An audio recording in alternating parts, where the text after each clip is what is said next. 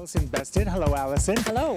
Now, can you tell the viewing audience and the people at home who may be watching why we're here today and what's going on behind us back here? Yes, we're here to bring awareness about myalgic encephalomyelitis or chronic fatigue syndrome. There are over 400,000 people in Canada who have this illness and currently are not being helped either by the medical system or by research because doctors have not been taught about myalgic encephalomyelitis either in medical school or graduate school, and as a result the patients do not get a diagnosis and they do not get help from their medical system. So it's like a quiet suffering at home that you have to do by yourself pretty much. Absolutely. So patients don't get a diagnosis, or they might get a diagnosis as depression because a lot of the symptoms overlap, but this is a physical illness that's based in reality and based in physiology as opposed to a mental illness. Patients can have both. You can get depression as well as anxiety. However, this is a physical illness and patients need help and they need a diagnosis. Now, what are some of the things that someone, like let's say I'm at home on the couch and I'm watching this interview, what are some of the things I personally might look for to see if I may actually be a sufferer from these things? Yes.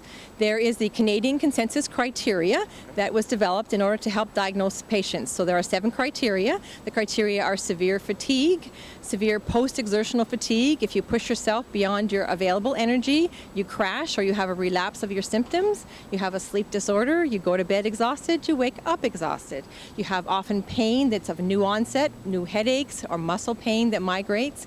You have cognitive difficulties, which is difficulties thinking, remembering, short-term memory problems, difficulty multitasking, and you also have other symptoms that are in your autonomic nervous system. Your blood pressure, it's difficult to maintain it. If you stand up, you may feel dizzy or you may faint. You may have difficulty with irritable bowel symptoms. You may have chronic immune problems, including chronic sore throats, swollen glands, new sensitivities to chemicals, foods, or medications. And in order to make the diagnosis, as an adult, you need to be ill for at least 6 months, and as a child, at least 3 months. So those are the Canadian criteria. But in order to make the diagnoses, you have to have those criteria met, but you also have to have had ruled out all the other diagnoses that can cause these symptoms, such as endocrine problems like low thyroid, cancers, addiction problems, sleep disorders. So it's a diagnosis of ruling out other things that cause the symptoms and also ruling in the criteria that actually. I have a question. How can there be criteria to meet when they're not acknowledging that there's a problem to begin with? Like, I don't understand. If they're not going to say to you, clearly there's something needs to be done here, but you have to meet the criteria to fall into the category for this illness, well, then clearly there's an illness here, no? Yes, absolutely. There is an illness, but the problem is that it's not diagnosed by doctors because doctors have not been taught in medical schools how to use the criteria. Therefore, they're not clear on how to make the diagnosis and how to treat the patients. So there's more than just support needed, there's change needed as well. Yes, there's change, education of the doctors, education of the system, education of the healthcare workers, education of the CCAC, which are the healthcare providers, because a lot of them think the patients are depressed and they just need to be pushed and gotten up out of bed, whereas the opposite of true. Patients need to be paced and basically maintain the energy they have but not push themselves, otherwise they have a relapse of their symptoms. You're just back at ground zero. Absolutely. And want to get a diagnosis, the best place is to get your family doctor or your specialist to refer you to the Environmental Health Clinic at Women's College Hospital, and there are specialists who have a special interest in myalgic encephalomyelitis or chronic fatigue syndrome, fibromyalgia, and multiple chemical sensitivities. And these are the only doctors in Ontario who have a very small clinic. There's less than 1 full-time equivalence there. They're trying to meet the needs of the patients of all of Ontario. And there's, like the sign says, we're missing millions of people from this disease. Absolutely. So we have at least 400,000 people that have been diagnosed with myalgic encephalomyelitis, and that's according to the Canadian Community Health Survey of 2010, and that's where patients were asked, have you been diagnosed by a medical professional? But we know statistically from the literature reviews that 80% of patients do not have a diagnosis. So it's much more common than that.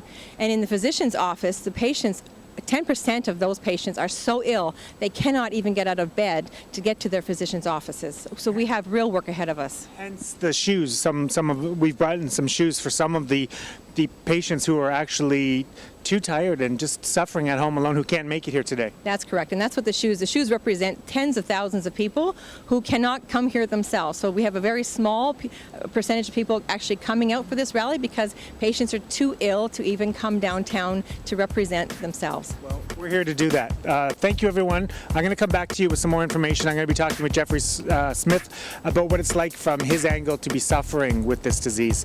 I'll be back at you soon. Thank you very much. He is a sufferer of this chronic disease. Jeffrey, tell us about it. Your story, your point of view, what you've gone through for people who, and I hate to use the term, who are as ignorant as I am to this. Well, no, and I understand that because it's a misunderstood disease. It's very misunderstood by people who have it because we've had such difficulty being diagnosed and finding out what's wrong with us. Myself, I've been sent to tropical disease clinics. I've been sent for MS studies. I've been sent to psychiatrists. I've been given depression pills. I've been told to exercise. I've gone for brain scans. Any reason to find out why my cognitive functionality has diminished so greatly, and my physical health has diminished so greatly. So for me, I got a flu in September 1996, regular flu, but basically the flu never left and just continued to get worse and progressive. So every single day I have been living that every day for 20 years. So what that means is every time I stand or move, I'm dizzy and then everything moves. It means that my head swims all the time. I have trouble forming words or thinking, talking, walking. I mean, I'm bedbound about 60 to 70% of the day. Wow. So it's like never ever getting any rest. You're just constantly on go. Yeah, it's so weird because you will sleep sometimes 10, 12, 14 hours, and you think, okay, I'll be groggy, but I'll have some functionality. But it's just full-blown flu, everything you try to do every day. And what is worse is what they call PEM, post-exertion malaise. So it means like a day like today where I am out of bed and I've walked a little bit and stood a little bit, which I can't do anymore, which means like maybe 4 days I'll have to lie down and I won't be able to work or get meals for myself or do anything. So you're shutting down after today, so this really takes it out of you. Yes, I mean, there's been some recent research in California, and what they found with people with myalgic encephalomyelitis is every system in our body goes into what they call a dour state. And a dour state is what is termed hibernation. So my blood pressure is low, my heart rate is low, my blood is not pumping to my brain. Everything is shut down at the lowest level possible. So they are trying to find out what it is that is causing our systems to feel attacked, where everything shuts down. What has the government, and the reason why we're here today, what have they done or what haven't they done to try to bring insight and knowledge to what you're suffering from? Because if I wasn't aware about what's going on, and people like you are suffering alone and quietly at home who think they just need a nap or have been told it's completely psychosomatic, how are we going to make this change? I know we're doing it today. What are you hoping to get out of today? What's really our angle here today? Sure. Excellent question. Thank you so much for asking that question, because the reason the few of us that came down here today, we came down here there's up to 400,000 Canadians who are ill, who can't come and do this because they are housebound, they are bedbound, they can't do anything. So what we want to do and what we hope to do is, in Canada, chronic illnesses are funded at approximately $260 per patient, but myalgic encephalomyelitis is funded at 11 cents per patient. And it's because, similar to MS, which was considered psychosomatic until 1950, and everyone was left to suffer alone, that's where we are with ME now, but we're not learning from history. No. Because we have biomarkers, we have blood tests that can detect what's wrong with us, but it's being ignored in Canada. It's being done in the US, it's being done in the UK. I had to personally spend, somewhere between $8,000 to $10,000 in my RSP to go to California to get testing, diagnosis, and treatment. All these things after 20 years that I first of all, I should have gotten in the first 6 months or a year here in Canada. I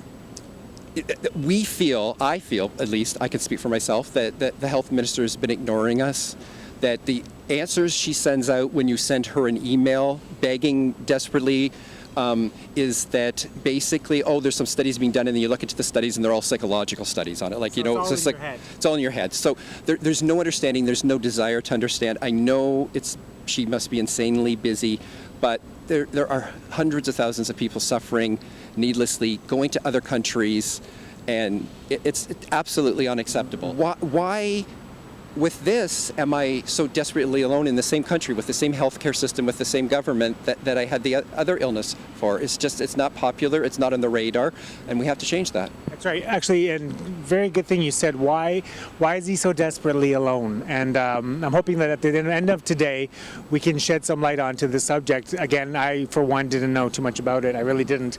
And I think it's long overdue. So, Jeff, I'm going to let you go. I know you're tired. Thanks so much, buddy. Thank you for coming down and trying to make a change for everybody, and hopefully we can help those missing millions. And we won't be ignored any longer. You can try. So, Leanne, why don't you tell us, I'm going to move a little closer. Why don't you tell us a little bit about yourself and your story? I have both chronic fatigue syndrome and fibromyalgia. I'm 55 years old. I've been sick since 1999 when I was 38 years old. I begged for help at my family doctor's office, and for 9 years I was dismissed as stressed, needed exercise, needed relaxation, and I didn't get diagnosed until I had a full physical collapse in 2008, and I've never returned to work, so I am one of the millions missing.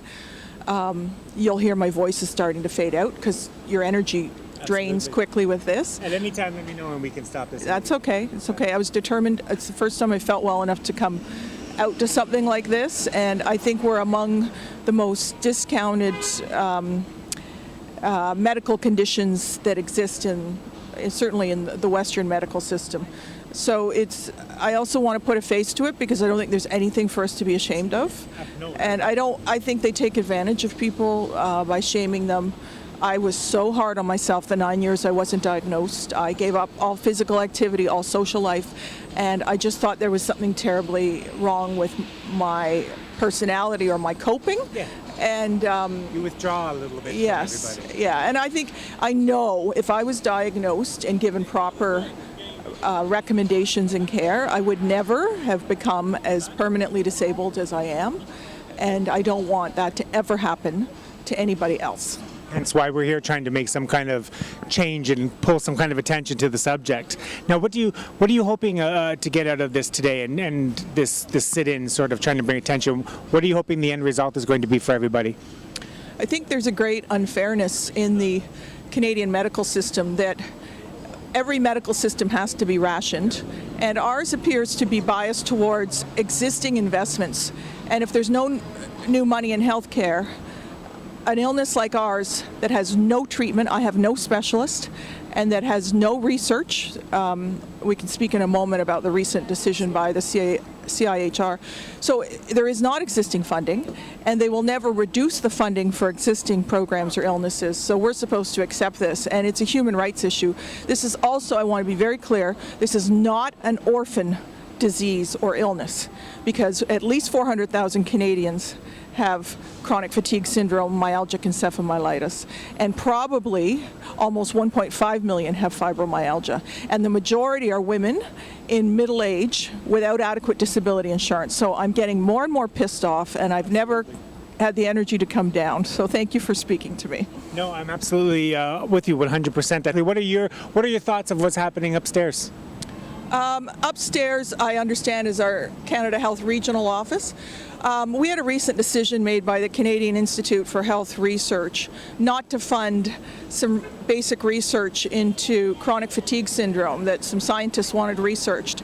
And their reason was that this is not a disease, that it's psychosomatic.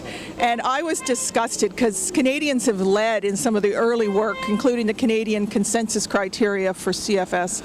And so I think all Canadian scientists, all Canadian doctors, and all Canadians should be ashamed and embarrassed. And Jane Philpott should reverse that decision, or at least the language used in that decision, by next week. Fascinates me how the promises made to get into the office are never fulfilled once in the chair. And I find that a lot of things are spewed and promises are made, but then when you get upstairs, you don't come down to the people. Is it the people that put her upstairs? So why isn't she down here with the people supporting what they need? That's what confuses me. Well, at least coming down and asking what our message is, and if it's not her, one of her senior staff. Yes. Some Yes. recognition. Were you aware that the office is closed today purposely because of this? I had no idea. No. Yeah, the officers inside just told us that upstairs is closed, and I think she went for a long coffee break today. Well, I'm surprised because we couldn't be less threatening. We don't even have the know. we don't have the energy to hurt her. I have to go home now and recover for 2 weeks. And that, on that note, that puts the face to the disease, to the reality of what we're trying to do. So stay tuned. Thank you, everyone.